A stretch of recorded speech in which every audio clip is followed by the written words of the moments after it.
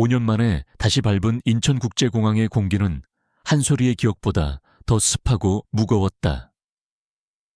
그녀의 양손을 꼭 잡은 채 호기심 가득한 눈으로 주위를 두리번거리는 두 아이의 온기가 아니었다면 그녀는 이 숨막히는 공간의 무게를 이기지 못하고 주저앉았을지도 모른다.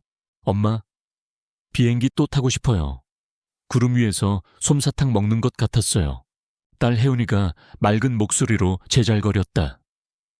그 옆에서 아들 하준이는 누나보다 조금 더 진지한 표정으로 공항 천장의 거대한 구조물을 분석하듯 쳐다보고 있었다. 똑같은 얼굴을 한 쌍둥이였지만 성격은 밤과 낮처럼 달랐다. 우리 혜운이, 하준이, 이제 비행기 말고 더 재미있는 곳에 갈 거야. 소리는 애써 미소를 지으며 아이들의 머리를 쓰다듬었다. 5년, 누군가에게는 짧고 누군가에게는 긴 시간. 그녀에게 지난 5년은 도망과 생존, 그리고 모성무싱이라는 이름 아래 스스로를 단련하는 시간이었다. 과거에 사랑스럽지만 통통하고 자신감 없던 한솔이는 더 이상 없었다. 지금 그녀의 앞에는 프랑스에서 가장 촉망받는 젊은 파티시에 중 한 명이자 두 아이의 세상 전부인 엄마 한솔이가 서 있을 뿐이었다. 그녀가 서울로 돌아온 것은 자신의 의지가 아니었다. 대한민국 최고의 유통그룹인 아우라그룹이 야심차게 론칭하는 프리미엄 디저트 브랜드 라시엘의 헤드 파티시의 자리, 거부할 수 없는 파격적인 조건이었다. 그녀는 자신의 실력으로 누구의 도움도 없이 아이들을 더 좋은 환경에서 키울 수 있다는 희망 하나만으로 이 낯선 땅으로의 귀환을 결심했다. 그 남자를 다시 마주칠 일만 없다면 괜찮을 거라고 스스로를 다독였다. 그로부터 일주일 후 아우라 호텔 최상층의 펜트하우스 볼룸 라시엘리의 론칭 파티는 대한민국의 모든 상류층을 모아놓은 듯 화려했다. 샹들리에의 눈부신 빛 아래 값비싼 드레스와 턱시도를 차려입은 사람들이 샴페인 잔을 부딪히며 웃고 떠들었다. 그 화려함의 한가운데 한솔이는 새하얀 조리복 차림으로 서 있었다. 그녀는 마치 다른 세계에 떨어진 이방인 같았지만 자신의 작품인 보석 같은 디저트들 앞에서는 그 누구보다 당당하고 프로페셔널했다. 아이들은 잠시 믿을 만한 지인에게 맡겨둔 상태였다. 오늘 밤만큼은 오롯이 파티시에 한솔이로 존재해야 했다. 그럼 오늘 밤의 주인공 시엘의 환상적인 맛을 창조해낸 천재 파티시에 한솔이 셰프님을 무대 위로 모시겠습니다. 사회의 우렁찬 소개와 함께 모든 스포트라이트가 그녀에게 쏟아졌다. 소리는 부드러운 미소를 지으며 무대 위로 올라섰다. 수많은 사람들의 시선이 느껴졌지만 그녀는 떨지 않았다. 수년간의 노력이 결실을 맺는 순간이었다. 그녀는 자신이 만든 시그니처 디저트 천사의 눈물에 대해 설명하기 시작했다. 그 시각 행사장 가장 안쪽의 VIP 테이블 아우라 그룹의 총수 권희주는 이 소란스러운 파티에 아무런 관심도 없다는 듯 차가운 무표정으로 얼음이 담긴 물잔만 만지작거리고 있었다. 그에게 이런 행사는 지켜야 할 의무일 뿐 즐겨야 할 유의가 아니었다. 그의 주변으로는 감히 누구도 말을 걸지 못하는 서늘한 공기가 흐르고 있었다. 한솔이 셰프님, 무대 위에서 흘러나온 사회자의 목소리. 그 이름을 듣는 순간 권희준의 움직임이 멈췄다. 그의 고개가 기계처럼 삐걱거리며 무대를 향했다. 스포트라이트 아래 서 있는 여자.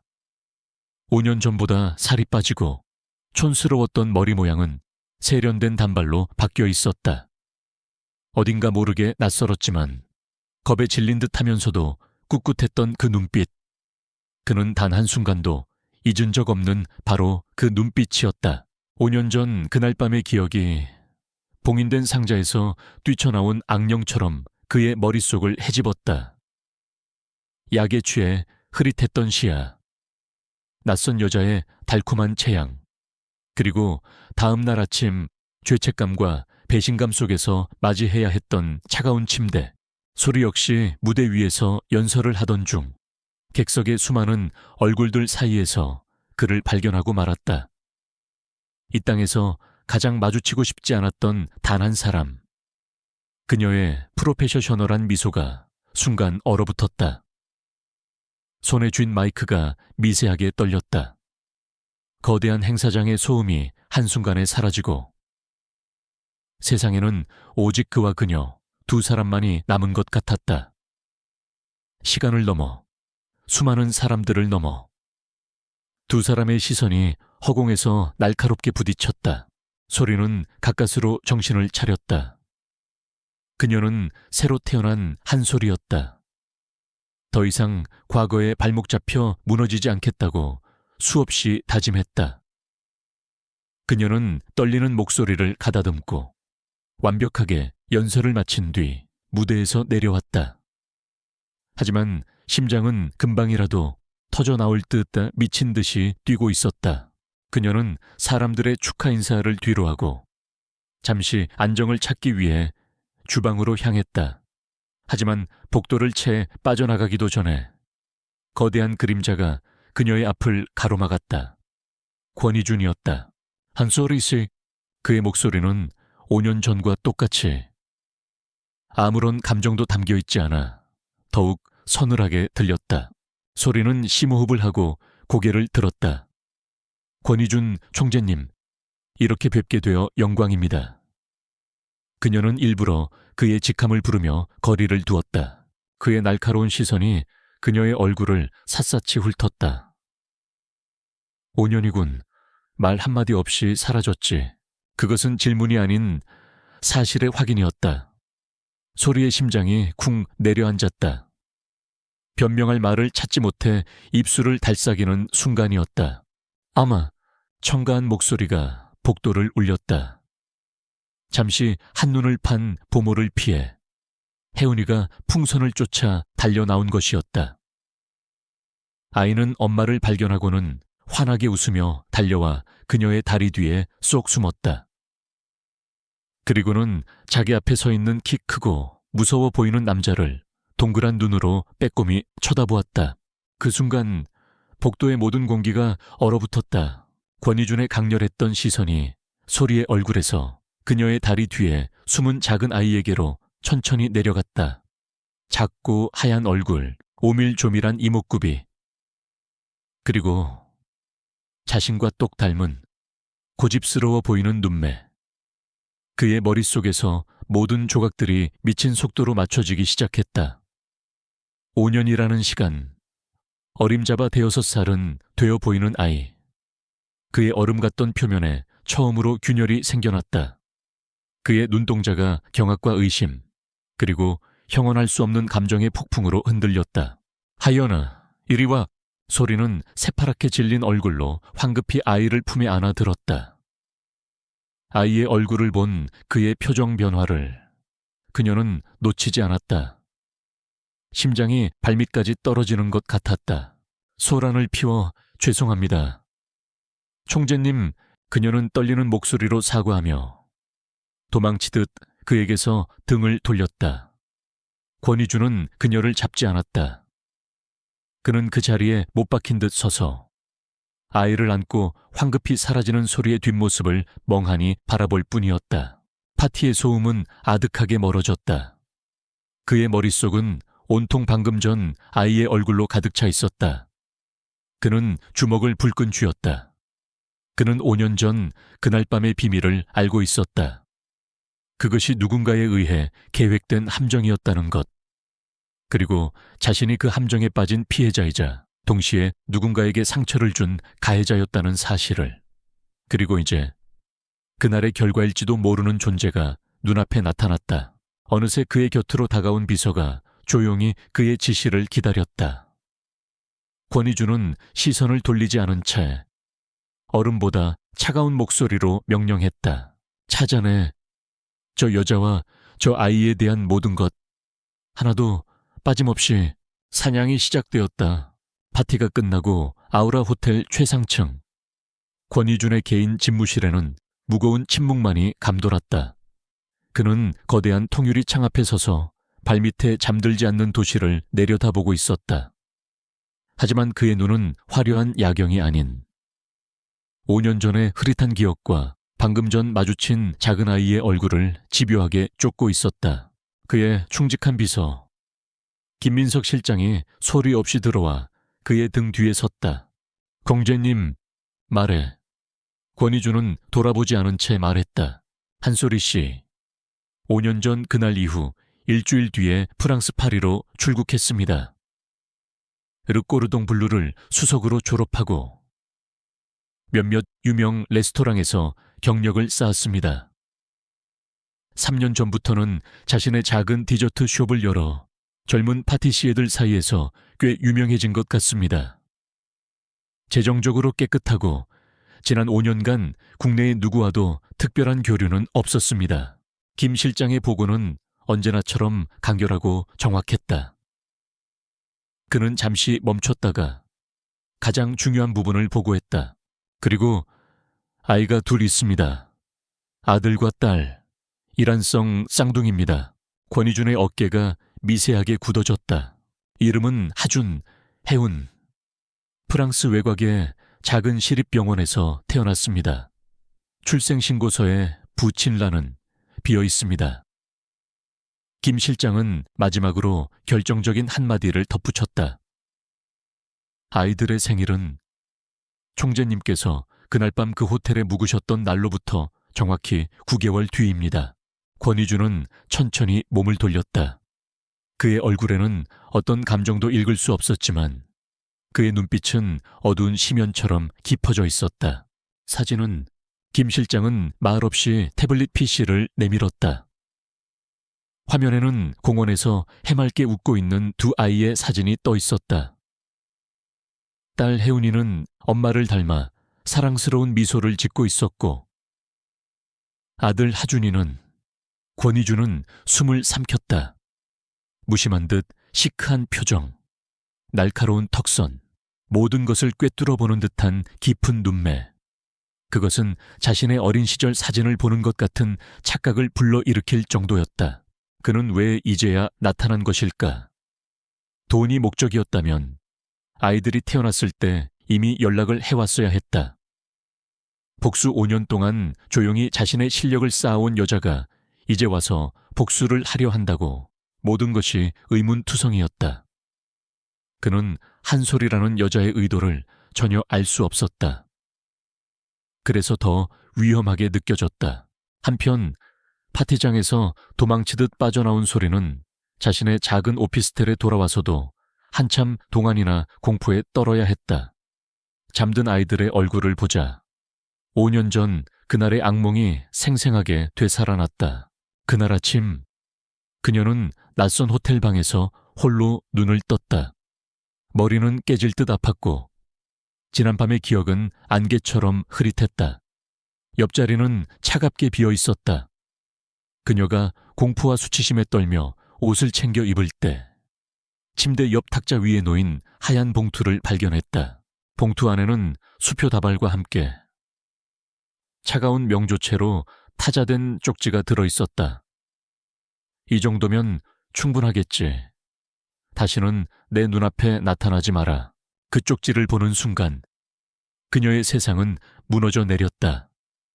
하룻밤의 실수, 그리고 돈으로 깨끗이 정리하려는 냉혹한 남자. 그녀는 비참한 심정으로 호텔을 도망쳐 나왔다. 하지만 그녀의 불행은 그것이 끝이 아니었다. 그날 오후 그녀는 권희준의 새어머니이자 아우라 그룹의 안주인인 민서연 회장에게 불려나갔다. 우아한 미소 뒤에 뱀의 혀를 숨긴 그녀는 소리에게 차가운 독서를 퍼부었다. 내까짓게 감히 누굴 넘봐 이준희의 완벽한 인생에 너 같은 오점을 남길 순 없지. 오늘 일은 없었던 걸로 해.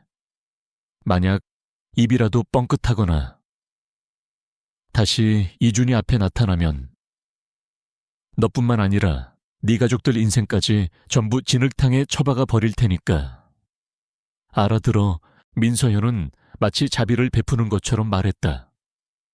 이준이가 얼마나 무서운 앤지 넌 모를 거야. 지금은 내가 널 살려주는 거라고 생각해. 그녀는 권희준을 자신의 욕망을 위해 하룻밤 상대를 돈으로 처리하는 냉혈한으로, 그리고 그의 가족은 그 뒤를 처리하는 무서운 권력 집단으로 완벽하게 위장했다. 아무것도 모르던 20살의 소리는 그들의 힘 앞에서 무력하게 무너졌다. 그녀는 그날 밤 모든 것을 버리고 한국을 떠났다. 다시 현재 소리는 잠든 아이들의 머리를 쓰다듬으며 눈물을 삼켰다. 그녀는 아이들을 지켜야 했다. 저 무서운 남자와 그의 가족들로부터 그러기 위해서는 더 강해져야 했다. 그녀는 계약을 파기하고 다시 도망치는 것까지 생각했지만 그럴 수 없었다. 그녀는 더 이상 도망자가 아니었다. 그녀는 엄마였다. 다음 날 소리는 라시엘의 주방으로 첫 출근을 했다. 그녀는 자신의 일에만 집중하기로 마음먹었다. 권희준과 마주치지 않기만 바랄 뿐이었다.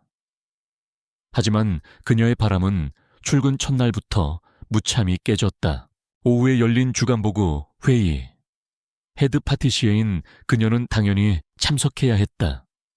그리고 회의를 주관하는 사람은 바로 아우라 그룹의 총수 권희준이었다. 소리는 회의 내내 고개를 숙인 채 자신의 업무 보고서만 쳐다보았다. 그의 시선을 애써 피했지만 그의 차가운 목소리가 회의실 전체를 지배하는 것만으로도 숨이 막혔다. 한소리 셰프, 그가 그녀의 이름을 부르자 소리는 심장이 멎는 것 같았다. 그녀는 마지못해 고개를 들었다. 이번 론칭 디저트에 대한 시장 반응이 좋더군. 하지만 이걸로 만족할 생각은 아니겠지. 그의 말투는 칭찬이라기보다는 시험에 가까웠다. 네, 총재님. 다음 시즌을 위한 새로운 메뉴 개발을 이미 시작했습니다. 좋아. 다음 주까지 구체적인 기획안을 만들어서 직접 내게 보고하도록. 네, 제가 직접 말입니까? 내 말에 질문하지 마. 이건 명령이야. 그의 독단적인 지시에 회의실에 있던 모든 임원들의 시선이 그녀에게 쏠렸다. 그것은 명백한 특별 대우이자 동시에 그녀를 고립시키는 교묘한 함정이었다. 회의가 끝나고 소리는 망연자실한 채 자리에서 일어설 수 없었다. 그는 대체 왜 이러는 걸까? 그녀를 괴롭히고 싶은 걸까? 아니면 무언가를 확인하고 싶은 걸까? 그 시각 자신의 집무실로 돌아온 권희준은 김 실장이 가져온 또 다른 보고서를 보고 있었다. 아이들의 의료 기록이었다. 그는 보고서의 한 부분에 시선이 고정되었다. 아들 하준이의 알레르기 반응 검사 결과, 갑각류 및 특정 견과류에 대한 심각한 아나필락시스 반응. 그것은 유전적 요인이 강한 희귀 알레르기였다. 그리고 그 알레르기를 가진 사람은 대한민국에서 손에 꼽을 정도였다. 바로 권희준 자신을 포함해서 권희준은 태블릿 PC를 내려놓았다. 더 이상의 증거는 필요 없었다. 이제 남은 것은 그녀의 입으로 직접 듣는 것뿐이었다. 그는 왜 5년 동안 자신을 속였는지, 그리고 왜 지금 나타났는지, 그 모든 이유를 알아내야만 했다. 그는 멀리서 그녀를 지켜보는 것만으로는 부족하다고 판단했다. 그는 그녀를 자신의 통제권 안에, 자신의 눈앞에 두어야 했다. 그는 즉시 법무팀과 인사팀에 전화를 걸었다. 그의 목소리는 강철처럼 차갑고 단호했다. 아우라 호텔 메인 디저트 라인에 총괄 셰프 자리를 신설해. 계약 조건은 업계 최고로 하되 위약금은 그녀가 평생을 일해도 갚지 못할 수준으로 설정해. 한소리 씨를 그 자리에 앉혀. 수단과 방법을 가리지 말고. 대통령은 자신의 움직임을 결정했다.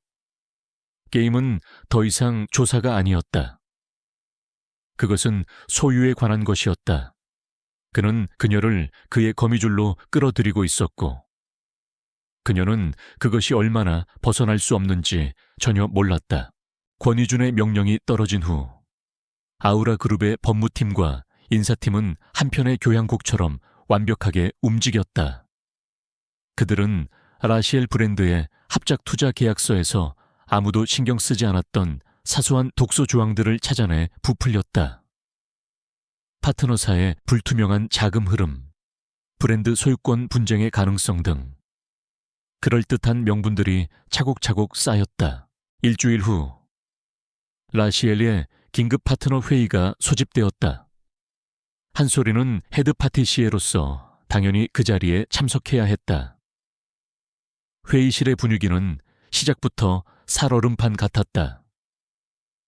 그리고 회의를 주재하기 위해 들어선 권희준의 입에서 청천벽력 같은 선언이 터져 나왔다. 아우라 그룹은 금일부로 라시엘 프로젝트에 대한 모든 투자를 철회하기로 결정했습니다. 좌중은 물을 끼얹은 듯 조용해졌다. 파트너사 대표의 얼굴은 하얗게 질렸다.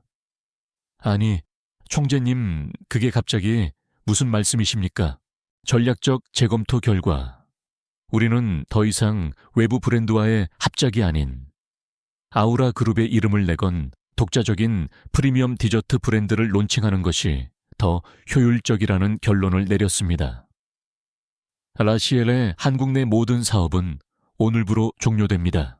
그의 목소리에는 한치의 망설임도 감정도 없었다. 그것은 통보였고 사형 선고였다. 한소리는 주먹을 꽉 쥐었다. 이제 막 날개를 펴려던 그녀의 꿈이 저 남자의 말 한마디에 산산조각 나고 있었다. 이것은 단순한 사업 결정이 아니었다. 명백히 그녀를 겨냥한 공격이었다. 모두가 절망에 빠져 있을 때 권희준은 마치 자비를 베푸는 구원자처럼 다음 카드를 꺼내 들었다.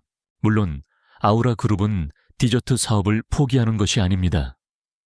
우리는 아우라 호텔 본사에 그룹의 명예를 건 최고의 파티세리, 아우라 파티세리를 오픈할 예정입니다.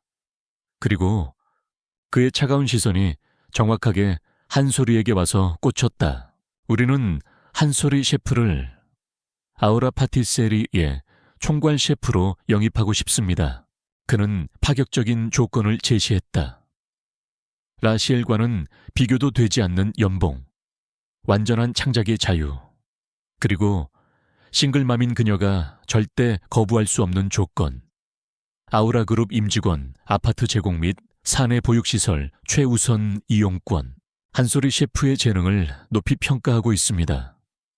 우리의 제안을 긍정적으로 검토해 주길 바랍니다. 그것은 제안의 형식을 띤 거부할 수 없는 명령이었다. 그는 그녀의 날개를 부러뜨린 뒤 더 크고 화려하지만 절대 빠져나갈 수 없는 황금 세 장을 내민 것이었다. 소리는 그날 밤 뜬 눈으로 밤을 새웠다. 분노의 심장이 들끓었다. 저 오만한 남자의 손바닥 위에서 놀아나고 있다는 사실에 치가 떨렸다. 당장이라도 모든 것을 포기하고 아이들과 함께 다시 떠나고 싶었다. 하지만 그녀는 5년 전의 한소리가 아니었다. 그녀에게는 지켜야 할 아이들이 있었다. 안정적인 주거 환경과 좋은 보육시설. 그것은 엄마로서 그녀가 아이들에게 해주고 싶은 가장 절실한 것이었다. 권희준은 그녀의 가장 약한 부분을 정확하게 파고들었다. 도망치면 또다시 5년 전처럼 모든 것을 잃게 될 거야. 아이들의 인생까지 흔들리게 할 수는 없어. 그녀는 결심했다. 도망치지 않겠다. 피하지 않겠다. 그가 만든 판 위로 직접 걸어 들어가 그 판을 뒤엎어버리겠다. 그가 돈과 권력으로 자신을 묶어두려 한다면 자신은 실력으로 그 모든 것을 뛰어넘어 보이리라. 그녀는 그의 제안을 받아들이기로 했다. 그것은 굴복이 아닌 선전포고였다.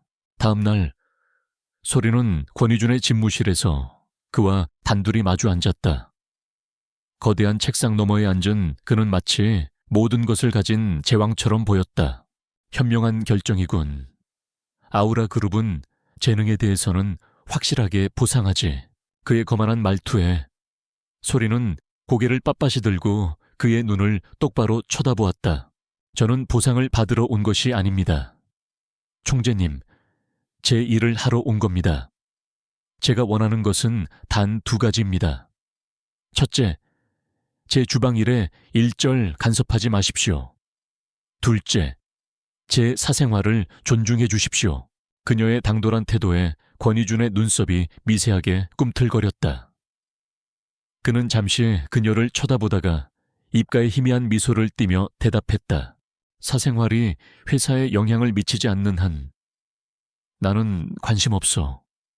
소리는 더 이상 아무 말 없이 그가 내민 5년짜리 노예 계약서나 다름없는 고용 계약서에 망설임 없이 사인했다. 달콤한 함정의 문이 닫혔다. 하지만 그 안에 갇힌 사냥감은 사냥꾼이 예상했던 것보다 훨씬 더 날카로운 발톱을 숨기고 있었다. 아우라 파티세리의 총괄 셰프로서의 첫날. 모든 것은 완벽했다. 최첨단 설비로 가득 찬 주방. 업계 최고의 인재들로 구성된 팀. 소리는 물 만난 고기처럼 자신의 재능을 마음껏 펼치기 시작했다. 그리고 권희준의 우연을 가장한 감시도 시작되었다. 그는 호텔 내 키즈 라운지에서 놀고 있는 아이들을 보러 간다는 핑계로 하루에도 몇 번씩 주방 근처를 맴돌았다. 그리고 마침내 퇴근하는 소리와 아이들과 마주쳤다. 엄마, 혜은이가 소리에게 달려와 안겼고 하준이는 말없이 엄마의 옷자락을 붙잡았다. 권희준은 아이들 앞에 서서 최대한 부드러운 목소리를 내려고 노력하며 말했다. 안녕, 아저씨는 이 호텔 사장님이란다. 딸 혜은이는 낯을 가리지 않았다. 와, 사장님이에요. 그럼 여기 있는 과자 다 먹어도 돼요. 아이의 순진한 질문에 권희준은 순간 말문이 막혔다. 그는 평생 이런 종류의 대화를 해본 적이 없었다. 반면 아들 하준이는 달랐다. 아이는 아무 말 없이 권희준을 빤히 쳐다보고 있었다. 마치 자신을 분석하고 평가하는 듯한 나이에 맞지 않는 진중하고 날카로운 눈빛이었다. 권희준은 그 시선 앞에서 자신도 모르게 움찔했다. 마치 어린 시절의 자신과 마주보고 있는 듯한 기이한 감각. 그 어떤 비즈니스 협상에서도 느껴보지 못했던 강렬한 압박감이었다. 아이들이 피곤해서 이만 가보겠습니다. 소리는 아이들과 그 사이에 벽을 치듯 아이들을 감싸안고 서둘러 자리를 피했다. 그녀의 온몸은 그를 향한 경계심으로 가득했다. 권희준은 그들이 사라진 복도에 홀로 서 있었다. 그는 자신이 원했던 것을 얻었다. 그녀는 이제 자신의 통제권 안에, 자신의 건물 안에 있었다. 하지만 아이들과의 짧은 만남은, 특히 아들 하준이와의 눈 맞춤은 그의 모든 계획을 복잡하게 만들었다. 이것은 더 이상 5년 전의 비밀을 파헤치는 단순한 문제가 아니었다. 그의 가슴속 깊은 곳에서 한 번도 느껴본 적 없는 원초적이고 강렬한 소유욕이 고개를 들기 시작했다. 저 아이들을 알고 싶다. 저 아이들의 삶의 일부가 되고 싶다. 그가 그녀를 위해 파놓은 달콤한 함정은 어쩌면 그 자신을 올가매는 덫이 될지도 몰랐다. 그는 해답을 찾기 위해 이 모든 것을 시작했지만 이제 그는 훨씬 더 위험한 것, 바로 연결이라는 감정을 발견하고 말았다. 아우라 파티세리는 오픈과 동시에 서울의 미식가들 사이에서 가장 뜨거운 장소가 되었다. 그 중심에는 한 소리의 디저트가 있었다. 그녀의 디저트는 단순히 단맛을 내는 음식이 아니었다. 각각의 디저트에는 이야기가 있었고 예상치 못한 맛의 조화가 있었으며 먹는 사람의 마음을 위로하는 따뜻함이 있었다. 특히 그녀의 시그니처 메뉴인 오후의 숲은 쌉싸름한 말차 무스 속에 상큼한 유자 크림을 숨겨 마치 숲속을 걷다가 햇살을 발견한 듯한 감동을 선사했다. 그녀의 실력은 진짜였다. 하지만 빛이 강하면 그림자도 짙어지는 법. 그녀의 성공은 누군가의 심기를 정면으로 건드리고 있었다. 이게 요즘 그렇게 유명하다는 디저트라고 내 입맛에는 너무 평범한데. 우리 호텔을 찾는 고객들의 수준을 고려하면 좀 더 고급스러운 맛을 연구해야겠어요. 한 셰프, 비아냥거림이 가득한 목소리의 주인은 유채경이었다. 국내 굴지의 태하그룹 회장의 외동딸이자 비즈니스를 위해 권희준과 약혼한 사이. 그녀는 머리부터 발끝까지 최고급 명품으로 치장한 채 마치 여왕이 자신의 영토를 시찰하듯 파티셀이 주방으로 들어왔다. 그녀는 아이 둘 딸린 미혼모에. 근본도 모르는 이 젊은 파티시에가 권희준의 시선을 빼앗아가는 것을 참을 수 없었다.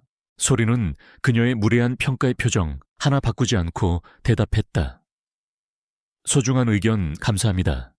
유채경 이사님, 다음 메뉴 개발에 참고하도록 하겠습니다. 소리의 침착한 프로페셔널리즘은 오히려 유채경의 질투심에 불을 붙였다. 유채경은 소리를 위아래로 훑어보며 비웃었다. 그리고 셰프라면 자기 관리도 좀 해야 하지 않겠어요. 손님들 앞에 서는 사람인데 그것은 5년 전 통통했던 그녀의 과거를 겨냥한 명백한 인신공격이었다. 하지만 소리는 더 이상 그런 말에 상처받는 어린 소녀가 아니었다. 그녀는 희미하게 미소 지으며 대답했다. 저는 제 디저트의 맛으로 평가받고 싶습니다. 이사님, 완벽한 패배였다. 유채경은 분노로 얼굴을 붉히며 돌아섰다. 그녀는 결심했다. 실력으로 흠집을 낼 수 없다면 그녀의 인생 자체를 끝장내 버리리라. 며칠 후 유채경에게 완벽한 기회가 찾아왔다. 중동의 왕족이자 아우라 그룹의 VVIP 고객인 칼리드 왕자가 호텔을 방문할 예정이었다. 그리고 그는 치명적인 피스타치오 알레르기를 앓고 있었다. 아주 미량해도 목숨이 위험할 수 있을 정도였다. 유채경은 소리의 주방에서 야심은 많지만 실력은 그에 미치지 못해 소리에게 열등감을 느끼고 있던 한 부주방장을 비밀리에 만났다. 그녀는 돈봉투와 함께 악마의 속삭임을 건넸다. 내가 시키는 대로만 하면 한 소리를 쫓아내고 너를 이 자리에 헤드 셰프로 만들어주지. 칼리드 왕자를 위해 한 셰프가 직접 만들 디저트에 이게 들어갔다는 사실만 아무도 모르게 하면 돼. 그녀가 내민 것은 곱게 빻아 다른 견과류 가루와 섞어놓은 피스타치오 가루였다. 이것은 단순한 해고를 넘어 한 사람의 인생과 회사의 명운을 건 위험천만한 범죄 계획이었다. 한편 권희준은 여전히 자신만의 방식으로 소리와 아이들의 주위를 맴돌았다. 그는 소리가 퇴근 후 아이들을 데리고 호텔 뒤편의 작은 정원으로 산책을 나간다는 것을 알고 있었다. 그는 우연히 그곳을 지나가는 척하며 아이들 앞에 나타났다.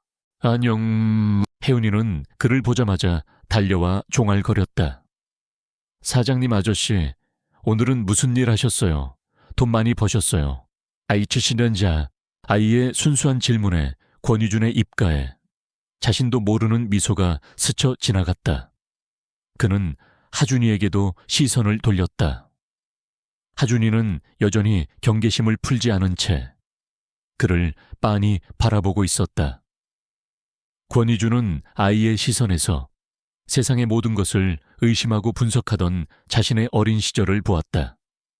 그는 자신이 준비해온 작은 선물을 내밀었다. 혜은이를 위한 한정판 미술 도구 세트, 그리고 하준이를 위한 복잡한 기계식 퍼즐이었다. 그가 아이들을 유심히 관찰해왔다는 증거였다. 소리는 그런 그의 모습이 당황스러웠다. 자신을 함정에 빠뜨린 냉혈한, 하지만 동시에 아이들의 작은 특징까지 기억해주는 섬세한 남자. 그녀는 그의 의도를 도무지 알 수 없어 혼란스러웠다. 마침내 칼리드 왕자가 방문하는 날이 되었다. 권위주는 직접 왕자를 영접했다. 그는 왕자의 치명적인 알레르기에 대해 비서에게 수차례 확인하고 주방에도 직접 경고를 내렸다.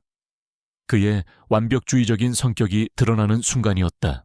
소리는 왕자만을 위한 특별한 디저트, 사막의 오아시스를 정성을 다해 만들고 있었다. 알레르기 유발 가능성이 있는 모든 재료는 철저히 배제되었다. 디저트가 거의 완성될 무렵 유채경의 사주를 받은 부주방장이 소리가 잠시 자리를 비운 틈을 타 재빨리 피스타치오 가루를 디저트의 크림 속에 아주 약간 섞어 넣었다. 마침내 만찬이 끝나고 디저트가 나갈 시간, 권위주는 왕자와 담소를 나누면서도 그의 모든 신경은 주방에 쏠려 있었다. 디저트가 담긴 은쟁반을 든 웨이터가 그들의 테이블로 다가오는 순간 권위준의 날카로운 눈이 웨이터의 뒤편에서 초조한 얼굴로 이쪽을 훔쳐보는 부주방장의 모습을 포착했다. 그리고 그의 예민한 후각이 공기 중에 떠도는 아주 미세한, 하지만 그에게는 너무나 익숙한 피스타치오의 향을 감지했다. 아, 뭔가 잘못됐다. 그의 온몸의 감각이 비상신호를 보냈다. 그는 자리에서 벌떡 일어났다. 잠깐, 그의 나직하지만 단호한 목소리에 모두의 시선이 집중되었다. 그는 웨이터에게 다가가 디저트를 가로막았다. 그리고는 왕자에게 정중하게 양해를 구한 뒤 곧장 주방으로 향했다. 그의 갑작스러운 등장에 주방의 모든 요리사들이 얼어붙었다. 그는 곧장 소리의 작업대로 걸어가 디저트의 냄새를 맡고 크림을 아주 살짝 맛보았다. 그리고는 문제의 부주방장을 돌아보았다. 그의 목소리는 분노로 얼어붙어 있었다. 네가 무슨 짓을 했는지 내 입으로 말해. 권위준의 살기 어린 눈빛 앞에서 부주방장은 모든 것을 자백했다. 유채경의 사주가 있었다는 것까지.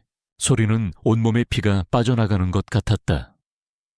하마터면 그녀는 VIP 고객을 죽일 뻔한 파티시에가 되어 업계에서 영원히 매장당할 뻔했다. 공포와 함께 자신을 구해준 권위준을 향한 복잡한 감정이 피어올랐다. 권위준의 뒷수습은 냉혹할 정도로 신속했다. 부주방장은 즉시 해고되었고 왕자에게는 안전한 다른 디저트가 제공되었다.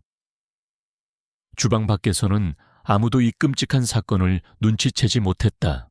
그날 밤 권위준은 자신의 약혼녀 유채경을 불렀다. 그는 분노를 터뜨리지 않았다. 그저 테이블 위에 부주방장의 자백이 담긴 녹음기를 올려놓았다.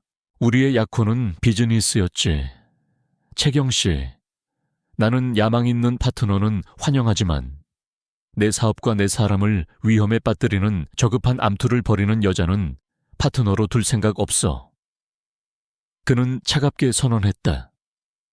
이 시간부로 우리 가문의 사람인 척 행세하지 마시오. 이건 부탁이 아니라 경고야. 모든 것을 잃은 유채경은 그 자리에서 무너져 내렸다.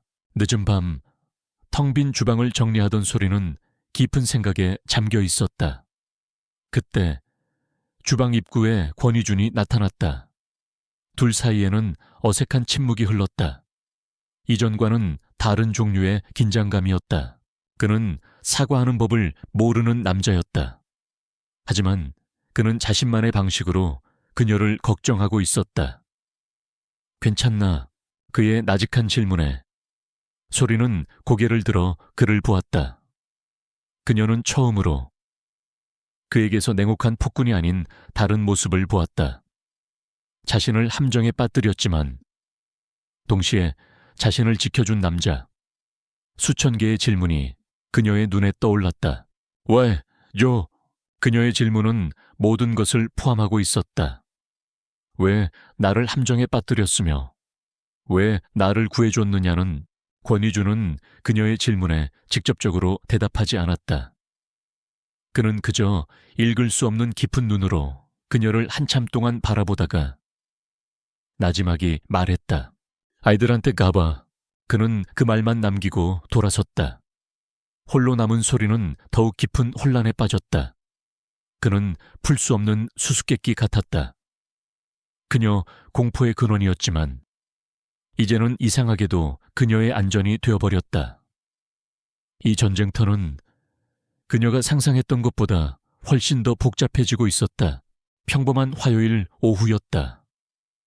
한소리는 주방에서 겨울 시즌 신메뉴 개발에 몰두하고 있었고, 아이들은 아우라 호텔의 최고급 사내 보육시설에서 친구들과 놀고 있었다. 권희준이 내건 계약 조건 중 가장 마음에 들었던 부분이었다. 적어도 아이들이 안전하게 보호받고 있다는 사실만큼은 그녀에게 위안이 되었다. 하지만 그 평화는 한 통의 전화로 산산조각났다. 한소리 셰프님 하준이가 갑자기 숨을 못 쉬어요. 지금 응급팀이 가고 있습니다. 보육교사의 다급한 목소리에 소리의 머릿속이 하얗게 비었다. 그녀는 자신이 뭘 하고 있었는지도 잊은 채 조리복 차림 그대로 미친 듯이 보육시설로 달려갔다. 그녀가 도착했을 때 보육시설은 아수라장이 되어 있었다. 아들 하준이는 파랗게 질린 얼굴로 거친 숨을 몰아쉬고 있었고, 호텔 응급팀이 아이의 허벅지에 재빨리 에피네프린 주사를 놓고 있었다. 아나필락시스 쇼크입니다. 원인이 뭐죠? 모르겠어요. 오늘 간식은 분명히 알레르기 유발 재료가 없는 걸로 확인했는데. 신입교사 한 명이 울먹이며 대답했다. 그녀가 아이들에게 나눠준 수입 과자 속에 아주 미량의 견과류 성분이 숨겨져 있었던 것이다. 같은 시각 권희준은 집무실에서 보고를 받고 있었다. 보육시설에서 응급 상황이 발생했다는 지극히 사무적인 보고였다. 하지만 한하준 어린이, 급성 알레르기 쇼크라는 단어를 듣는 순간 그는 자신도 모르게 자리에서 벌떡 일어났다. 불길한 예감이 그의 등골을 서늘하게 훑고 지나갔다. 그는 모든 회의를 취소하고 곧장 보육시설로 향했다. 그가 도착했을 때 하준이는 이미 들것에 실려 아우라 그룹 소속의 VIP 병원으로 이송되고 있었다.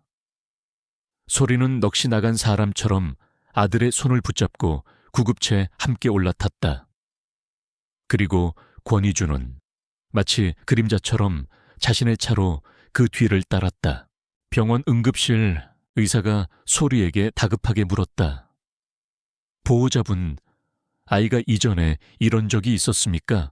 어떤 종류의 알레르기인지 아셔야 합니다. 네, 갑각류랑 특정 견과류에 유전적인 희귀 알레르기라고. 소리는 울음을 삼키며 간신히 대답했다. 그녀의 뒤에 서 있던 권희준의 몸이 굳어졌다. 유전적인 희귀 알레르기. 그의 주치의가 그에게 수없이 경고했던 바로 그 병명이었다. 지난 5년간 그를 괴롭혔던 모든 의심과 추측의 조각들이 이 결정적인 한마디 앞에서 완벽한 그림으로 맞춰졌다. 그는 더 이상 방관자가 아니었다. 그는 자신의 권력을 사용하기 시작했다. 그의 전화 한 통에 병원장이 직접 달려왔고 대한민국 최고의 알레르기 전문의가 호출되었다. 하준이는 곧바로 VIP 1인실로 옮겨져 집중치료를 받기 시작했다. 소리는 아들을 걱정하느라 이 모든 것이 권희준의 짓이라는 사실조차 인지하지 못했다. 몇 시간이 흐르고 하준이는 다행히 고비를 넘기고 안정을 되찾아 새근새근 잠이 들었다. 그제야 소리는 긴장이 풀리며 복도벽에 기댄 채 주저앉았다. 바로 그때 권희준이 그녀의 앞에 다가와 섰다. 그는 더 이상 그녀를 시험하거나 비난하지 않았다. 그의 목소리는 지독히 가라앉아 있었다. 그 아이, 나랑 같은 알레르기를 가졌더군. 그것은 질문이 아니었다. 소리는 고개를 들 수 없었다. 그녀는 그저 작게 고개를 끄덕였다. 눈물이 뺨을 타고 흘러내렸다. 권희준의 목소리에 처음으로 희미한 균열이 생겨났다. 왜 5년 동안 숨긴 거지. 한 소리 돈 때문이었나 내가 책임지지 않을 거라고 생각했어. 그의 목소리에는 분노보다 깊은 상처와 배신감이 묻어 있었다. 그의 그 말에 5년간 억눌러 왔던 소리에 모든 감정이 폭발했다. 책임이요.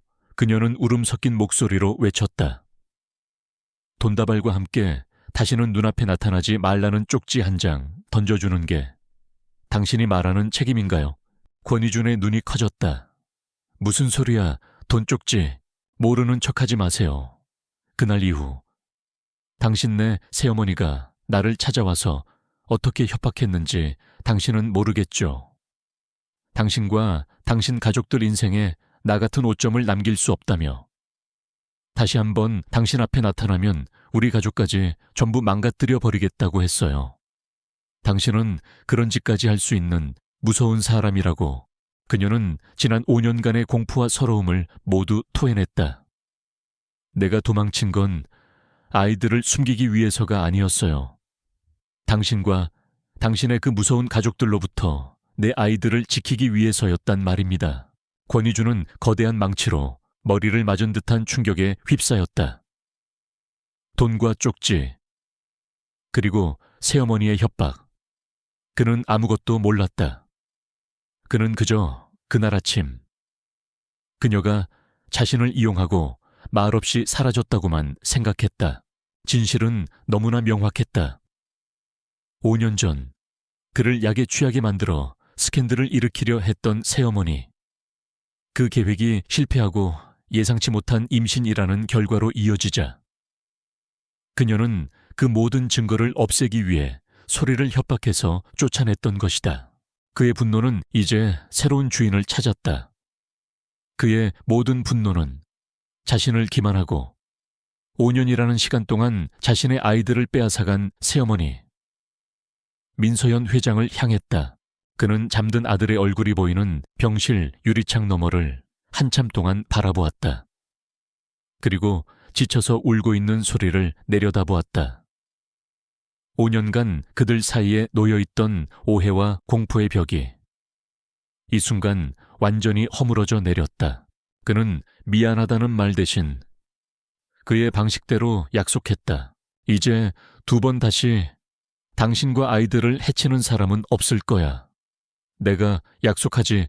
그것은 맹세였다. 그는 휴대폰을 꺼내 김 실장에게 전화를 걸었다. 그의 목소리는 위험할 정도로 차분했다. 내 모든 스케줄을 취소해. 그리고 지금부터 민서연 회장에 대한 모든 것을 뒷조사하도록.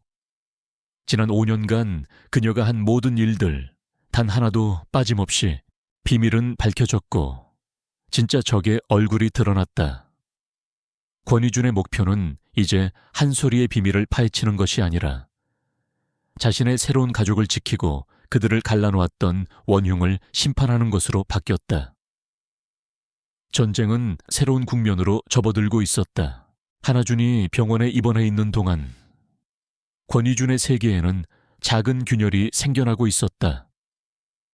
그는 매일 아침 저녁으로 병실을 찾았다.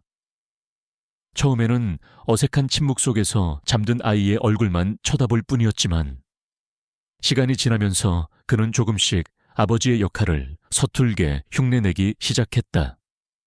딱딱한 목소리로 동화책을 읽어주거나 아이의 건강에 좋을 법한 맛없는 유기농 간식을 사들고 오는 시기였다. 한소리는 그런 그의 모습을 복잡한 심경으로 지켜보았다. 자신을 벼랑 끝으로 내몰았던 냉혹한 총재의 모습과 아들 앞에서 어쩔 줄 몰라 하는 서툰 아버지의 모습이 기묘하게 겹쳐 보였다. 두 사람 사이의 경계심은 아직 완전히 사라지지 않았지만 아이라는 공통분모는 그들 사이에 위태로운 휴전선을 그어주었다. 그 시간 권희준에 보이지 않는 칼날은 그의 새어머니 민서연 회장을 향해 뻗어나가고 있었다. 김 실장이 이끄는 비밀조사팀은 그녀의 지난 5년간의 행적을 샅샅이 파헤쳤다. 그녀가 관리하는 자선재단의 불투명한 자금 흐름, 아우라그룹의 반감을 가진 이사들과의 비밀 회동, 그리고 뒷세계의 흥신소와 접촉한 흔적들이 속속 드러났다. 그것은 오랫동안 아들인 권희준을 몰아내고 자신의 친아들을 그 자리에 앉히기 위해 암약해온 음모의 증거들이었다. 민서연은 뱀처럼 교활하고 예민한 여자였다. 그녀는 자신의 주변을 맴도는 공기가 달라졌다는 것을 금세 눈치챘다. 자신에게 절대적으로 충성하던 비서의 눈빛이 미세하게 흔들렸고 자신의 비밀 계좌에서 의심스러운 금융당국의 조회가 감지되었다. 그녀는 권희준이 자신을 향해 칼을 갈고 있다는 것을 직감했다. 그녀는 공포에 떨었지만 이대로 앉아서 당할 생각은 추호도 없었다. 그녀는 방역하기로 결심했다. 권희준의 가장 큰 약점이자 그를 변하게 만든 근원, 바로 한솔이었다. 그녀는 5년 전처럼 어설픈 협박을 하지 않기로 했다. 이번에는 한솔이의 사회적 생명 자체를 끊어버릴 계획이었다. 민서연의 방역은 아우라 파티세리를 정조준했다. 그것은 한솔이의 자부심이자 권희준의 총애를 상징하는 곳이었다. 그녀는 한솔이를 기업 스파이로 만들기로 작정했다. 그녀는 돈으로 한솔이의 팀원 중 한 명을 매수했다. 그리고 그를 통해 아직 출시되지 않은 한솔이의 겨울 시즌 시그니처 디저트, 겨울숲의 속삭임의 레시피를 통째로 훔쳐냈다. 다음으로 그녀는 자신이 비밀리에 자금을 대고 있는 경쟁 관계의 한 고급 베이커리에 그 레시피를 넘겼다. 마지막으로 그녀는 그 베이커리를 통해 새로 만든 유령 계좌로 거액의 돈을 입금시켰다. 모든 서류는 그 계좌가 한솔이의 차명 계좌인 것처럼 완벽하게 조작되었다. 며칠 후 사건이 터졌다. 민서연이 뒤를 봐주는 경쟁 베이커리에서 겨울숲의 속삭임과 놀랍도록 유사한 신제품을 먼저 출시해버렸다. 소셜미디어와 미식가 커뮤니티는 순식간에 아우라 파티세리의 표절 의혹으로 들끓었다. 그리고 바로 다음 날 아우라 그룹의 감사팀에 익명의 제보가 접수되었다. 제보 내용에는 한솔이가 경쟁사에 레시피를 팔아넘겼다는 주장과 함께 그것을 뒷받침하는 조작된 입금 내역이 포함되어 있었다. 민서연의 영향력 아래에 있는 감사팀은 기다렸다는 듯이 즉시 특별 감사에 착수했다. 한솔이의 주방은 또다시 폐쇄되었다. 팀원들은 한 명씩 불려가 강도 높은 조사를 받았고 그녀는 모든 직무에서 정지되었다. 5년 전의 악몽이 더 크고 잔인한 형태로 그녀를 덮쳐왔다. 하지만 이번에 그녀는 혼자가 아니었다. 권희준은 이 모든 것이 새어머니의 비열한 공작이라는 것을 단번에 알아차렸다. 이것은 한솔이를 향한 공격이자 자신을 향한 정면 도전이었다. 그의 분노는 조용했지만 그 깊이를 헤아릴 수 없었다. 그는 더 이상 회사 내부의 공식적인 절차를 믿지 않았다. 그는 소리에게 전화를 걸었다. 지금 당장 내 집무실로 와. 소리가 그의 집무실에 도착했을 때 책상 위에는 그녀의 유죄를 입증하는 것처럼 보이는 두꺼운 감사 보고서가 놓여 있었다. 이사회에서는 이 스캔들을 조용히 덮기 위해 당신을 즉시 해고하라고 압박하고 있어. 권희준이 차갑게 말했다. 소리는 그의 말에 위축되지 않았다. 그녀는 두려움 대신 분노에 차 있었다. 그녀는 그의 책상 앞으로 다가가 보고서를 밀쳐내고 그의 눈을 똑바로 쳐다보았다. 제가 하지 않았어요. 이번에는 도망치지 않을 겁니다. 당신이 나를 믿어줘야 해요. 그녀의 목소리는 떨렸지만 그 안에는 강한 결의가 담겨 있었다. 권희준은 조작된 보고서와 흔들림 없는 그녀의 눈빛을 번갈아 보았다. 몇 주 전의 그였다면 이성적인 판단을 내세워 보고서를 믿었을 것이다. 하지만 지금의 그는 달랐다. 그는 그녀를 알았고 자신의 새어머니가 어떤 인간인지도 알았다. 그는 아우라 그룹 전체를 뒤흔들 결정을 내렸다. 그는 홍보팀장에게 연결되는 내부 전화를 들었다. 내일 아침 긴급 기자회견을 준비해 전화를 끄는 그는 여전히 그를 바라보고 있는 소리에게 말했다. 그들이 전쟁을 원하더군. 기꺼이 해주지. 그의 말은 약속이었다. 그는 회사의 안정과 이사회의 압박 대신 그녀와 자신의 아이들을 선택한 것이다. 그는 더 이상 조용히 조사만 하는 방관자가 아니었다. 그는 전쟁의 한복판으로 직접 걸어 들어가기로 결심했다. 무대는 이제 마쿠에서 세상 모든 사람들이 지켜보는 공개적인 전쟁터로 옮겨지고 있었다. 기자회견장은 터지기 일보 직전의 폭탄처럼 팽팽한 긴장감으로 가득했다. 수백 명의 기자들은 아우라 그룹의 총수가 희대의 스캔들에 휩싸인 여성 셰프를 어떻게 내칠 것인지에 모든 촉각을 곤두쓰고 있었다. 민서현 회장 파벌의 이사들은 승리를 예감하며 느긋한 미소까지 짓고 있었다. 마침내 권희준이 단상 위로 올라섰다. 그런데 그의 옆에는 놀랍게도 사건의 장본인인 한소리가 굳건한 표정으로 함께 서 있었다. 그 모습만으로도 기자회견장은 거대한 충격에 휩싸였다. 권희준은 수많은 카메라 플래시 세례를 받으며 흔들림 없는 목소리로 입을 열었다. 오늘 이 자리는 한소리 셰프의 해고를 발표하기 위한 자리가 아닙니다. 그의 선언에 장내는 더욱 소란스러워졌다.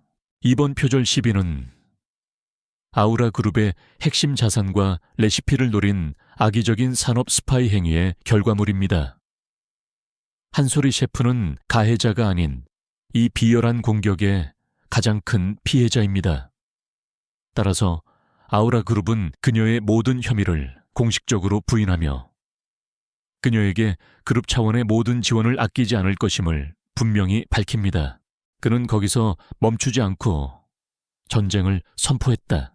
또한 아우라 그룹은 이번 사태의 배후에 있는 경쟁업체와 그에 관련된 모든 인물에 대해 그룹의 명운을 건 법적 대응을 시작할 것입니다.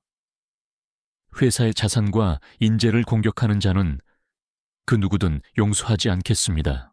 한 기자가 날카롭게 질문을 던졌다. 총재님께서 한소리 셰프를 이토록 감싸는 이유가 무엇입니까? 두 분의 개인적인 관계에 대한 소문이 파다합니다. 모든 시선이 그에게 쏠렸다. 권희준은 잠시 옆에 선소리를 바라보았다. 그녀의 눈동자가 불안하게 흔들리고 있었다. 그는 그녀에게 믿으라는 듯 희미한 눈짓을 보낸 뒤 다시 기자들을 향해 몸을 돌렸다. 한소리 셰프는 저에게 그리고 아우라 그룹의 미래에 매우 중요한 사람입니다. 그녀를 향한 공격은 저 개인을 향한 공격으로 간주하겠습니다. 그것은 단순한 비호를 넘어선 공개적인 선언이었다. 제게는 발칵 뒤집혔다. 이것은 권희준이 자신의 그룹 내 반대파를 향해 정면으로 칼을 빼든 것이나 다름없었다. 민서현은 자신의 집무실에서 TV로 이 모든 광경을 지켜보며 분노로 치를 떨었다. 그녀의 완벽했던 계획이 권희준의 저돌적인 한 수에 완전히 박살나 버렸다. 그날 밤부터 권희준의 펜트하우스는 그들의 전쟁 지휘 본부가 되었다.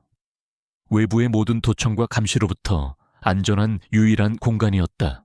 두 사람은 밤늦도록 함께 머리를 맞대고 민서현의 범죄를 입증할 결정적인 증거를 찾기 시작했다.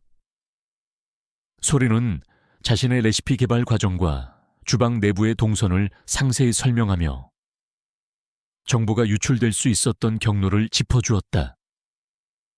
권희준은 그 정보를 바탕으로 자신의 팀을 움직여 경쟁 베이커리와 민서현의 유령 회사 사이의 자금 흐름을 맹렬하게 추적했다.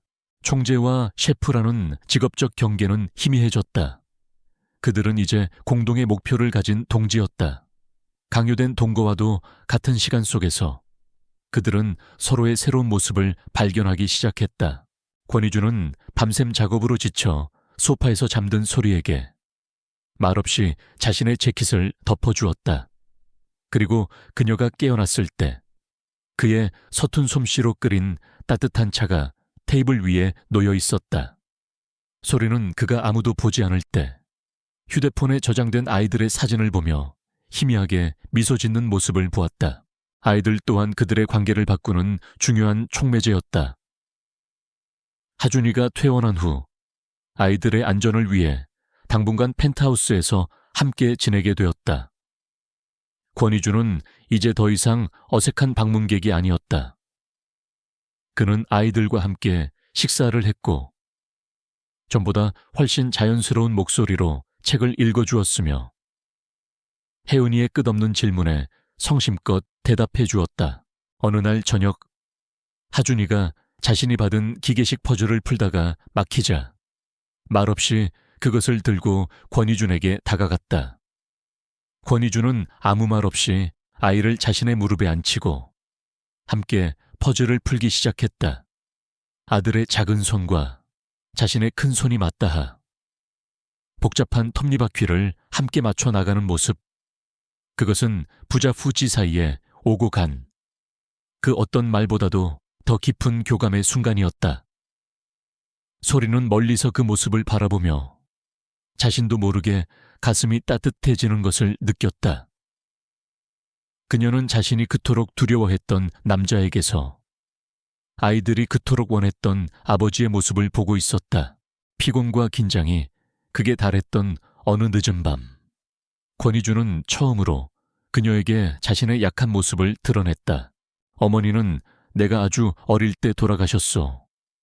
아버지가 민서현과 재혼하면서 그 거대한 집은 온기라고는 찾아볼 수 없는 얼음 궁전이 되었지.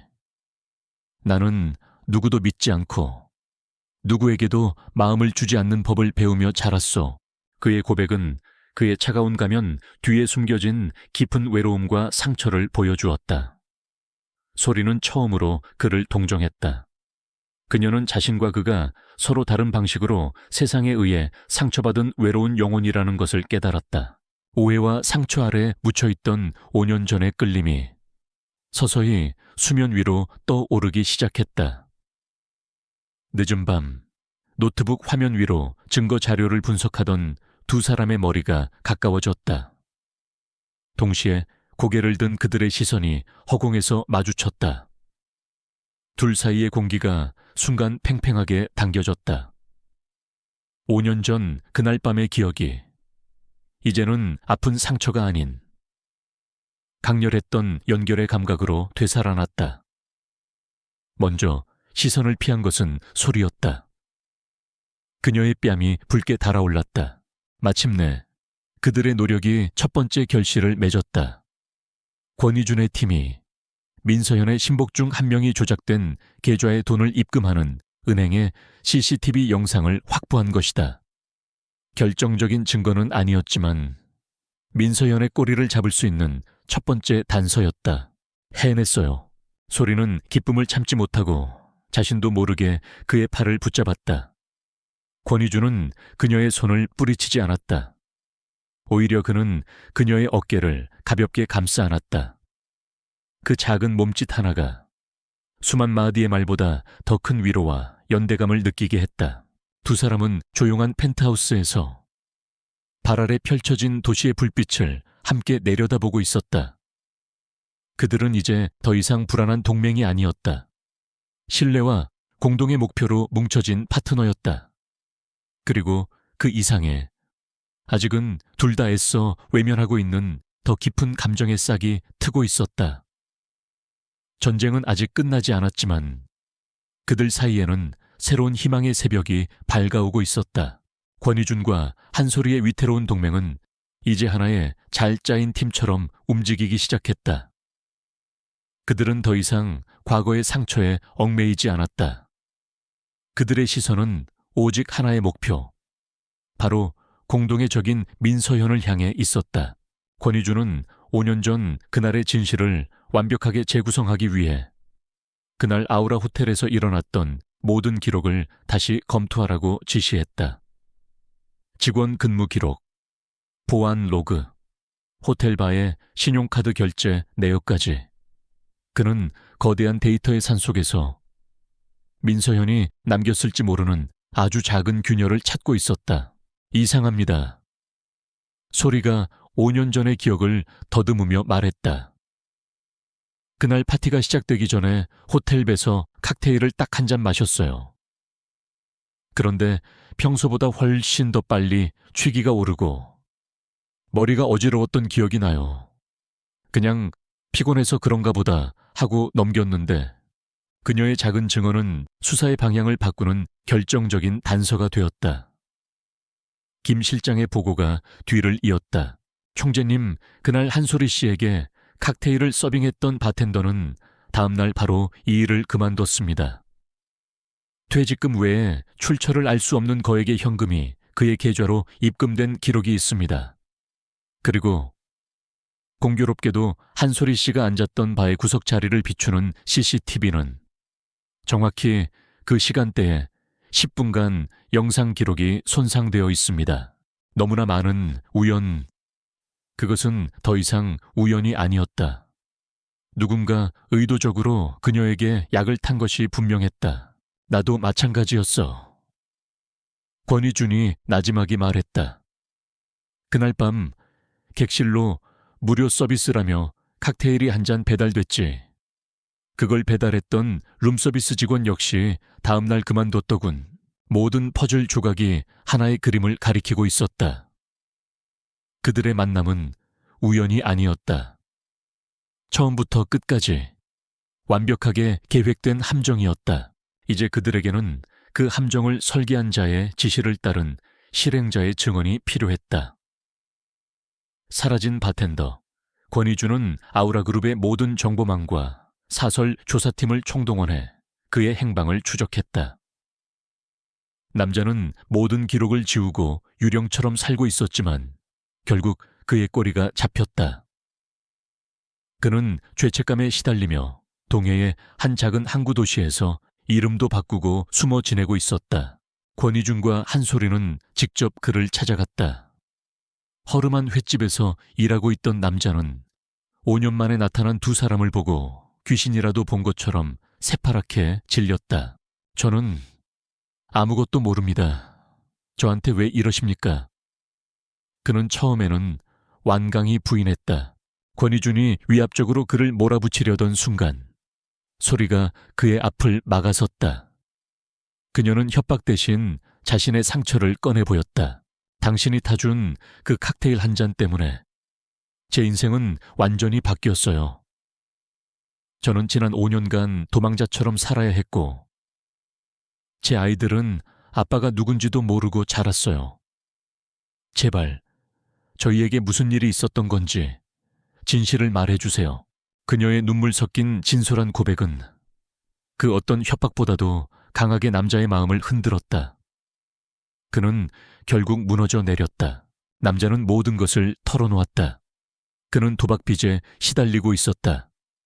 그때 우아한 차림에 한 여자가 찾아와 거액의 돈을 가빌니 두 사람의 술에 약을 타라는 지시를 했다고 했다. 그 여자가 바로 민서현이었다. 그녀가 건넨 약은 단순한 수면제가 아니라 사람의 판단력을 흐리게 하고 이성을 마비시키는 약물이었다. 그는 자신이 저지른 죄가 두려워 돈만 받고 해외로 도망치지도 못한 채 죄책감 속에서 살아왔다고 울면서 고백했다. 펜트하우스로 돌아오는 차 안에서 두 사람은 아무 말도 없었다.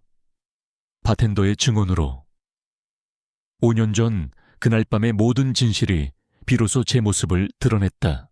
당시 권희준의 아버지이자 선대 회장은 병으로 위독한 상태였고 그룹의 후계자 자리를 둔 암투가 극의 달에 있었다. 민서현의 목표는 권희준에게 치명적인 스캔들을 터뜨려 그를 후계 구도에서 완전히 몰아내는 것이었다. 그녀는 권희준이 순진한 여대생에게 약을 먹여 성폭행했다는 시나리오를 꾸몄다. 그리고 그 순진한 여대생 역할로 배경도 없고 힘도 없어 조종하고 버리기 쉬운 한소리를 선택했던 것이다. 하지만 그녀의 계획은 예상치 못한 변수로 인해 실패했다. 선대 회장이 생각보다 일찍 세상을 떠나면서 권위준을 유일한 후계자로 지명한다는 확고한 유언장을 남겼기 때문이었다. 스캔들을 터뜨릴 명분이 사라지자 민서현은 계획을 바꿔 사건의 유일한 증거인 한솔이와 그녀 뱃속의 아이를 세상에서 지워버리려 했던 것이다. 이 모든 끔찍한 진실 앞에서 권위준과 한솔이는 서로를 새로운 눈으로 바라보았다. 그들은 더 이상 실수로 얽힌 남녀가 아니었다. 같은 범죄의 피해자였고 같은 가해자에 의해 인생이 조종당한 동지였다. 권위준은 소리를 향한 죄책감과 자신을 향한 자괴감에 휩싸였다. 소리는 그가 지난 수년간 얼마나 외로운 싸움을 해왔을지 비로소 이해하게 되었다. 그날 밤 펜트하우스의 거실에서 두 사람은 처음으로 서로의 상처를 마주 보았다. 미안하오, 한솔이. 권위준이 처음으로 진심을 담아 사과했다. 그날 밤의 일 때문이 아니야. 내 가족이 당신에게 저지른 모든 일들에 대해, 내가 당신을 지켜주지 못했던 것에 대해 그의 진심 어린 사과에 소리의 눈에서도 뜨거운 눈물이 흘러내렸다. 그녀는 말없이 그의 손 위로 자신의 손을 포겠다. 그들의 관계를 가로막고 있던 마지막 벽이 그 순간 완전히 허물어졌다. 그들의 싸움은 이제 단순히 가족을 지키거나 회사를 되찾는 차원을 넘어섰다. 그것은 빼앗긴 그들의 인생과 정의를 되찾기 위한 성전성찬이 되었다. 바텐더의 증언은 모두 녹화되었다. 그들의 손에는 이제 민서현의 숨통을 끊을 수 있는 가장 날카로운 칼이 쥐어졌다. 권위준의 눈이 차갑게 빛났다. 그 여자는 단순히 내 자리를 뺏으려 한 게 아니야. 우리 두 사람의 인생을 파괴하려 했지. 이제 우리가 그녀의 인생을 파괴할 차례야. 그들의 불안했던 동맹은 이제 공유된 상처와 정의를 향한 공동의 목표 아래 그 무엇으로도 깨뜨릴 수 없는 단단한 결속으로 거듭났다. 결전의 시간은 바로 코앞으로 다가오고 있었다. 아우라 그룹의 정기 주주 총회 날.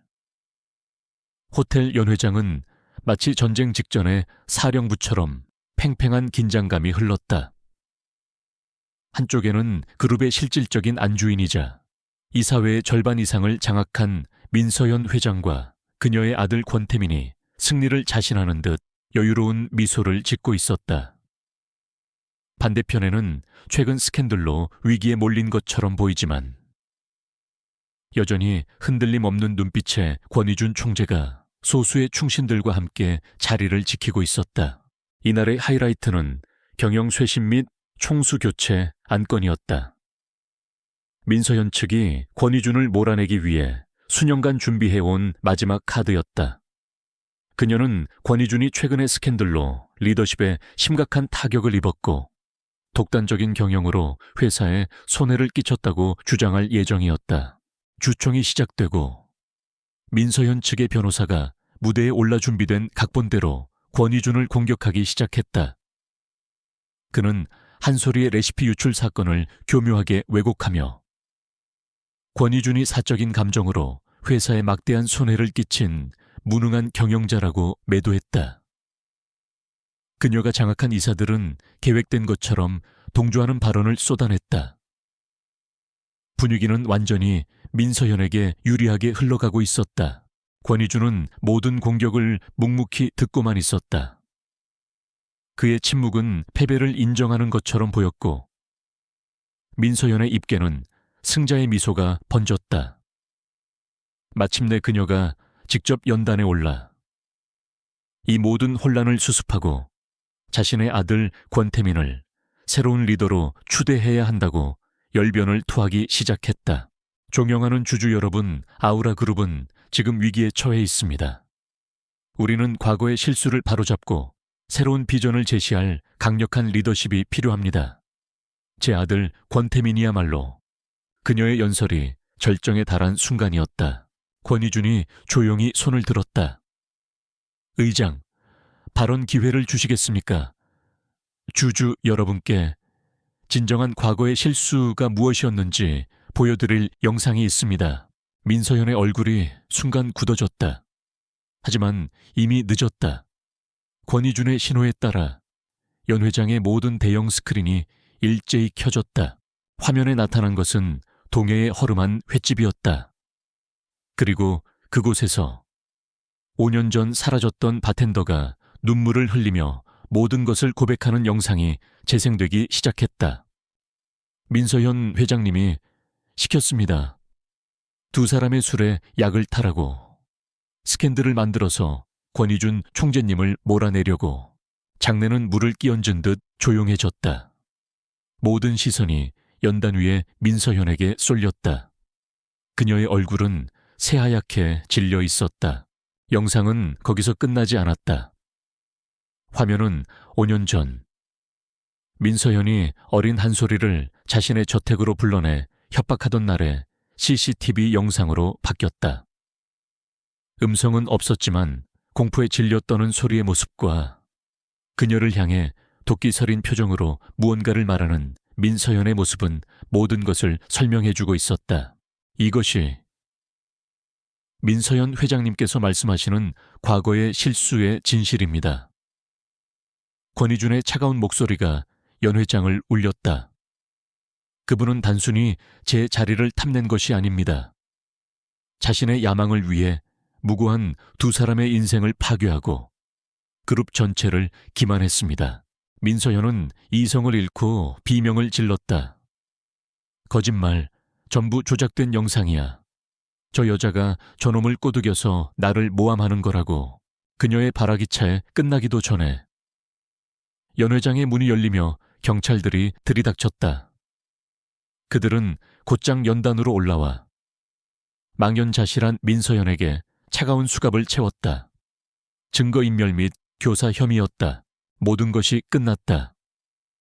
권희준은 자리에서 일어나 아직도 충격에서 헤어나오지 못하고 있는 주주들을 향해 고개를 숙였다. 그룹 내부에 불미스러운 일로 심려를 끼쳐드려 죄송합니다. 하지만 오늘 우리는 썩은 뿌리를 도려냈습니다. 그는 말을 이었다. 그의 시선은 객석 한가운데 아이들의 손을 꼭 잡고 이 모든 것을 지켜보고 있던 한솔이에게 향했다. 그리고 이 자리에서 주주 여러분께 제 인생의 가장 중요한 동반자이자 미래를 함께할 사람을 소개하고자 합니다. 모든 스포트라이트가 소리에게 쏟아졌다. 그녀는 당황했지만 피하지 않았다.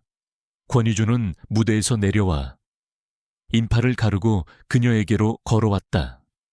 그는 수백 개의 카메라 앞에서 그녀와 아이들을 자신의 품으로 부드럽게 끌어안았다.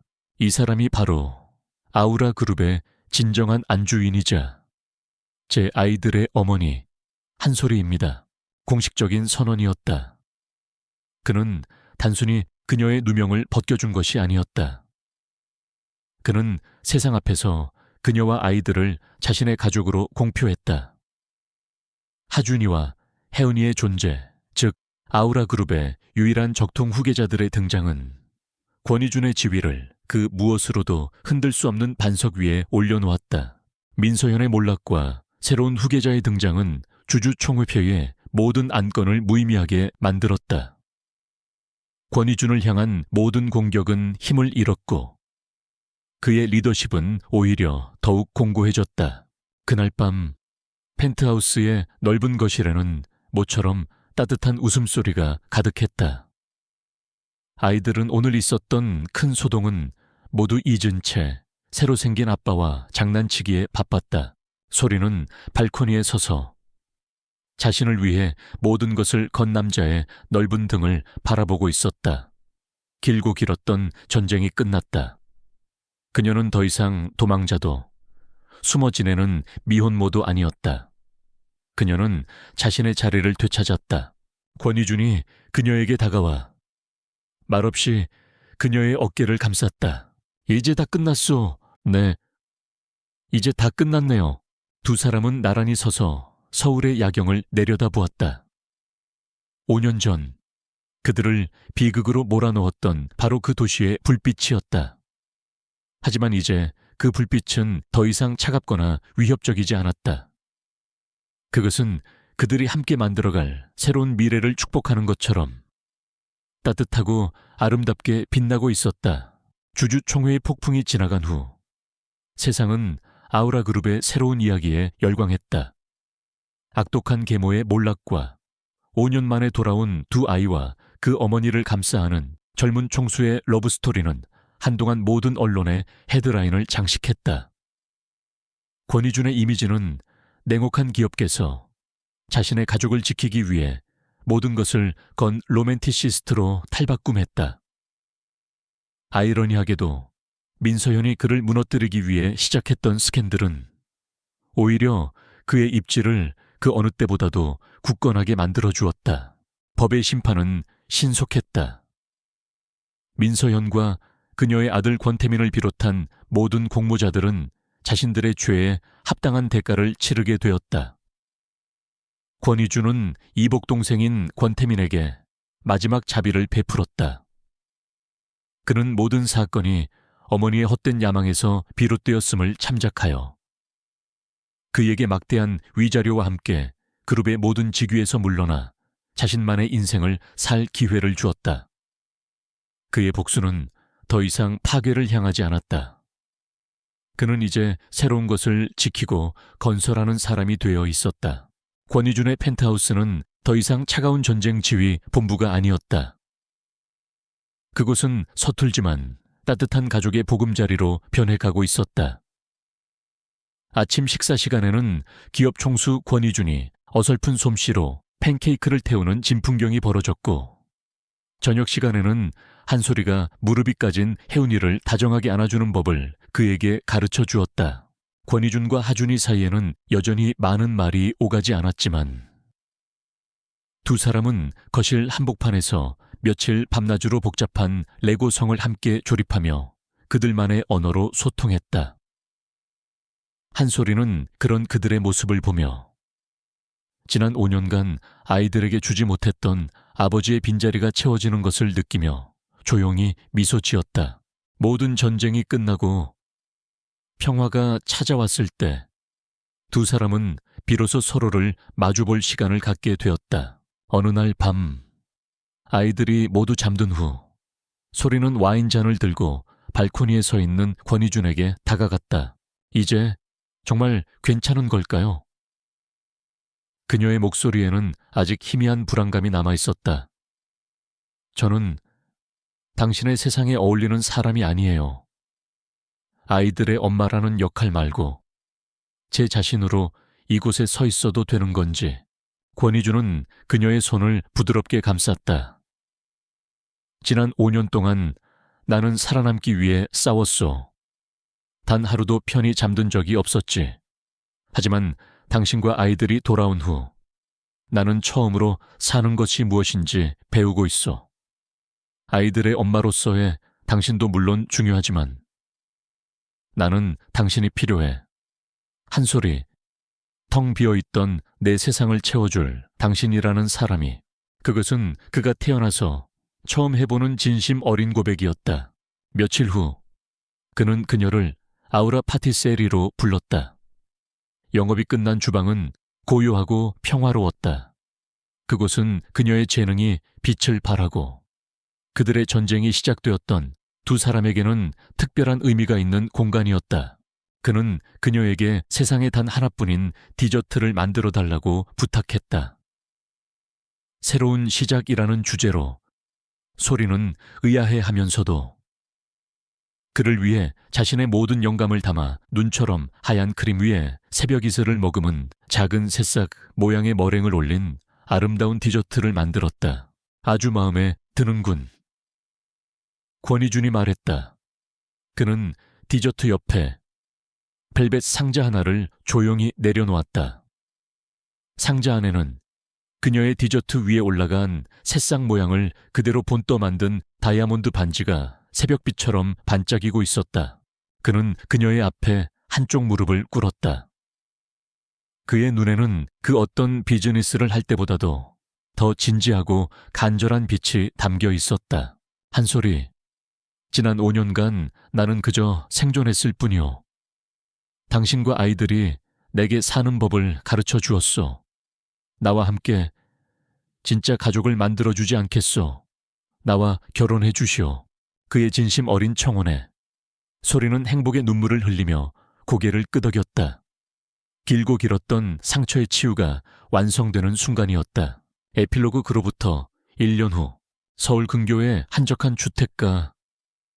하얀 담장 너머로 아이들의 즐거운 웃음소리가 흘러나왔다. 오늘은 하준이와 혜은이의 6번째 생일 파티가 열리는 날이었다. 차가웠던 펜트하우스를 떠나 이제는 그들의 진짜 집이 된 넓은 정원이 있는 집이었다. 정원 한가운데서는 빙하의 왕자라는 별명은 온데간데 없이 아이들의 얼굴에 직접 페이스 페인팅을 그려주고 있는 아빠 권희준의 모습이 보였다. 그의 얼굴은 여유롭고 행복한 미소로 가득했다. 한솔이는 이제 그의 아내이자 여전히 아우라 그룹의 디저트 사업을 총괄하는 유능한 디렉터로서 자신의 커리어를 이어가고 있었다. 그녀는 남편과 아이들의 모습을 사랑스러운 눈길로 바라보며 파티에 온 손님들을 맞이했다. 그곳에는 김민석 실장과 그의 가족, 그리고 과거의 잘못을 뉘우치고 이제는 권희준의 든든한 조력자가 된 최민준 상무도 함께였다. 심지어 권희준의 도움으로 새로운 삶을 살게 된 5년 전의 그 바텐더도 조심스럽게 선물을 들고 찾아와 진심으로 아이들의 생일을 축하해 주었다. 모든 것이 용서되고 모든 것이 제자리를 찾은 평화로운 오후였다. 권희준은 아이들에게서 잠시 빠져나와 아내의 곁으로 다가왔다. 그는 그녀의 허리를 감싸 안으며 행복의 겨운 목소리로 속삭였다. 고마워, 돌아와 줘서. 소리는 그의 품에 기대며 대답했다. 고마워요. 우리를 찾아줘서. 두 사람은 시끌벅적한 파티의 소음을 배경으로 서로를 마주보며 조용히 입을 맞췄다. 과거의 잿더미 속에서 피어난 그들의 사랑은 이제 그 무엇보다도 단단하고 눈부신 빛을 발하고 있었다. 지평선 너머로 그들 가족의 새로운 아침을 알리는 따스한 햇살이 쏟아져 내리고 있었다.